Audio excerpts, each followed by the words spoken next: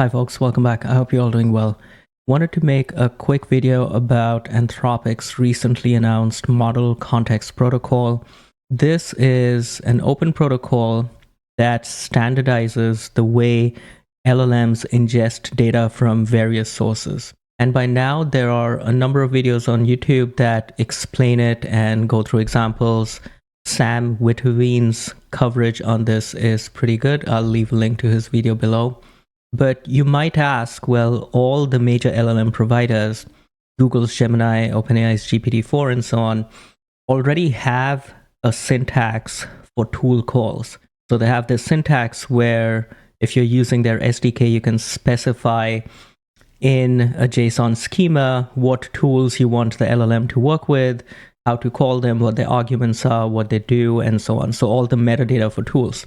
And they're all slightly different from each other. So OpenAI's is a little bit different from Anthropic's, which is a little bit different from Google's, even though they accomplish essentially the same task.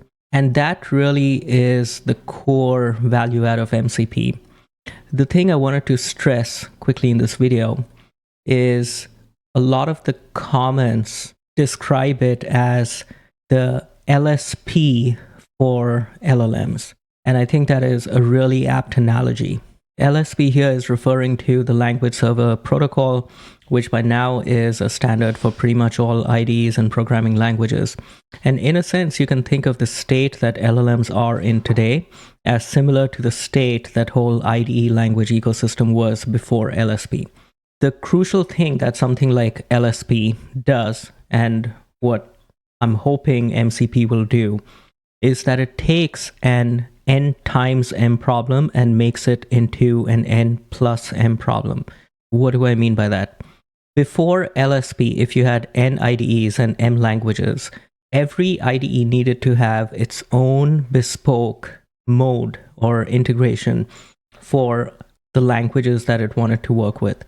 So say you were working in Emacs needed to have a Python mode and a Rust mode and a Go mode and so on.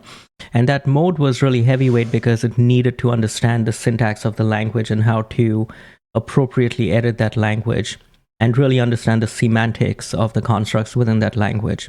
And so you ended up with n times m integrations because all the IDEs had to roll their own. What LSP did was completely decouple this so that every programming language came with its own LSP server. So Python has an LSP server, Rust has one, Go has one, and so on. And then every IDE simply had LSP clients that would connect to the corresponding program's LSP server.